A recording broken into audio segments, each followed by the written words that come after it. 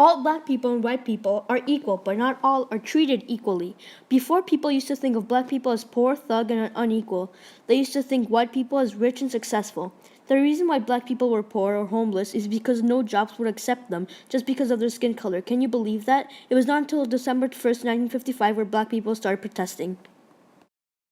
Even though black people didn't have enough power to protest in an equal way, they decided to protest in a non-violent way. This means that they would go to places where they were not allowed to go, such as theaters, restaurants, and even cafes. They would sit there for hours, days if they had to, until the owners got tired and let them eat.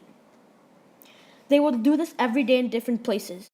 When I was in Miami in 2016, I saw a Black Lives Matter protest where a bunch of people, white and black, from all countries came to protest against police officers killing or arresting black people just for being black. This tells me that after all those days and years that black people have been spent protesting, people have still not listened and they keep treating them unequally.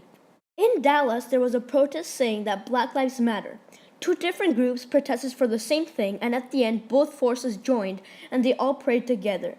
They were all black and white people collaborating. Even the policemen that tried separating them joined for the prayer. This tells me that people fight for what they want and it doesn't matter what race they are. 1950, Martin Luther King Jr. was a really important resistance movement leader. He influenced people such as John Lewis to protest in a non-violent way. Millions of people heard this message and they started doing the same thing. Unfortunately, Martin Luther King was assassinated by James Earl Ray. He was a racist small-time criminal on the 4th of April, 1968. A website called blacklivesmatters.com protests against white police officers killing black people. They demand that the district attorney Jackie Lacey will bring charges against white policemen killing black people. This is one of the examples of a resistance movement that started with white people. They raised money to buy more options. One quote that really interests me was the call for Black Lives to Matter is a rallying cry for all black lives striving for liberation. This quote caught my attention because what it says is not only true, it is important for all people to know and recognize. Black people take the risk of getting arrested or even losing a life, but that showed us that they really wanted.